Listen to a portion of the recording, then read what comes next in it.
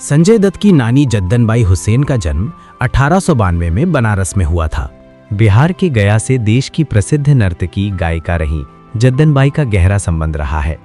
Jaddanbai film अभिनेता संजय दत्त की नानी थी।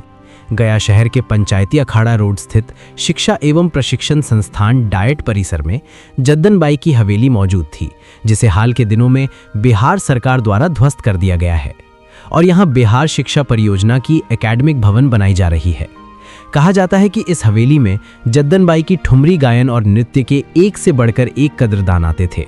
यही कारण है कि हवेली में रईसों की महफिलें सजी रहती थीं। जद्दनबाई प्रसिद्ध फिल्म अभिनेता संजय दत्त की नानी और नरगिस की मां थीं। जानकार बताते हैं कि जद्दनबाई की मां दलीप बाई तवायफ थीं। जद्दनबाई को विरासत में संगीत नृत्य मिला था। जद्दनबाई जब नृत्य करती थीं तो राजा रजवाड़े मंत्रमुग्ध हो जाते थे। गया निवासी आज भी शहर की उस रौनक को याद कर खुशी से झूम उठते हैं।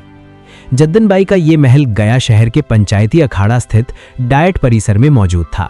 हालांकि ये महल खंडहर में तब्दील हो चुकी थी, लेकिन इस महल की यादें जद्दनबाई के नाम से ही चमक उठती थीं। देश की प्रसिद्ध ठुमरी गायिका जद्दनबाई के इस महल में आने वाले लोग ये भी बताते हैं कि इस महल के सामने खड़े होकर मांगी गई मन्नत भी पूरी होती थी। इस तरह से जद्दनबाई का महल मन्नत पूरी करने वाली एक स्थली के रूप में भी जाना जाने लगा था।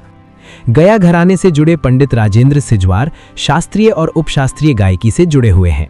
ये जद्दनबाई के संबंध में काफी कुछ जानकारी रखते हैं। पुराने इतिहास की चीजों पर उनकी अच्छी पकड़ है। गया घराने से जुड़े पंडित राजेंद्र सिजवार बताते हैं कि जद्दनबाई को जफर नवाब से प्रश्रय मिला। जफर नवाब बड़े संगीत प्रेमी थे। यही वजह है जफर नवाब की हवेलियों के बीच में जद्दनबाई की हवेली भी मौजूद थी, जो कि उनके द्वारा जद्दनबाई को दी गई थी। जद्दनबाई का लगाव बनारस कोलकाता के साथ साथ गया से भी रहा। हालांकि जद्दनबाई के इतिहास को गया से जुड़े उनके तथ्यों को गंभीरता से अब तक रेखांकित नहीं किया गया है, लेकिन जानकार कई तथ्यों को उजागर करते हैं। बताते हैं कि जद्दनबाई का रिश्ता बनारस और कोलकाता से है ही साथ गया से भी बड़ा रिश्ता रहा है। उस समय बनारस कोलकाता के अलावे गया भी नृत्य संगीत का बड़ा केंद्र होता था। इसका प्रमाण गया शहर में स्थित जद्दनबाई का महल था। जद्दनबाई गया घराना से भी जुड़ी थीं। उसके ठुमरी गायन नृत्य के कद्र करने वाले रईस प्रसिद्ध राजा रजवाड़ों के वंशज भी थे। कई प्रसिद्ध राजाओं के वंशज जद्दनबाई के महल में ठुमरी गायन और नृत्य देखने आते थे। गया में जद्दनबाई के कई साल बीते। हालांकि समय बीतने के साथ जद्दनबाई प्रसिद्ध भारतीय गायिका और अभिनेत्री भी बनी। जद्दनबाई हुसैन भारतीय सिनेमा की पहली महिला संगीतकार रहीं। प्रसिद्ध फिल्म अभिनेता संजय दत्त कहते भी रहे हैं कि गया से हमारा गहरा नाता है, गया हमारा ननिहाल है। इसका बड़ा उदाहरण जद्दनबाई का महल था, जिसकी देखरेख उनकी पुत्री नरगिस ने काफी समय तक की। लेकिन उनके ना रहने के बाद देखरेख के अभाव में ये बड़ी विरासत अपना अस्तित्व खो चुकी थी। जद्दनबाई का महल खंडर हो चला था। हालांकि ऐसे धरोहरों को कहीं ना कहीं सजो कर रखने की जरूरत थी, क्योंकि इस महल को बनाने में अद्भुत कला दिखाई गई, जो धीरे धीरे खत्म होती जा रही है। पर बीते दिनों इसे सरकार के द्वारा ध्वस्त कर बिहार शिक्षा परियोजना की एकेडमिक भवन बनाई जा रही है। वहीं हवेली के टूटने से प्रशंसक काफी नाराज हैं और इसे दुर्भाग्यपूर्ण बता रहे हैं।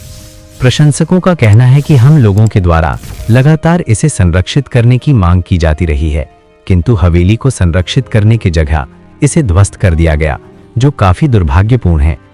जानकार बताते हैं कि जद्दनबाई यूपी की रहने वाली थी। गया आने के बाद ही वो कोलकाता और मुंबई पहुंची थी। गया में ही जद्दनबाई ने ठुमरी गायन और नृत्य में अद्भुत कला दिखाई। इसके बाद गया से ही वो कोलकाता और मुंबई को पहुंची थी और फिर गायकी, नृत्य और अभिनय के क्षेत्र में अपनी प्रतिभा दिखाई। 1935 में जद्दनबाई ने प्रोडक्शन हाउस खोला था। इसी प्रोडक्शन के तले फिल्म तलाशे हक का निर्माण हुआ, जिसकी वो एक्ट्रेस भी रहीं और उसका म्यूजिक भी खुद ही दिया। इस तरह से वो सिनेमा की पहली महिला संगीतकार बन गईं। हालांकि 1949 में जद्दनबाई का निधन हो गया।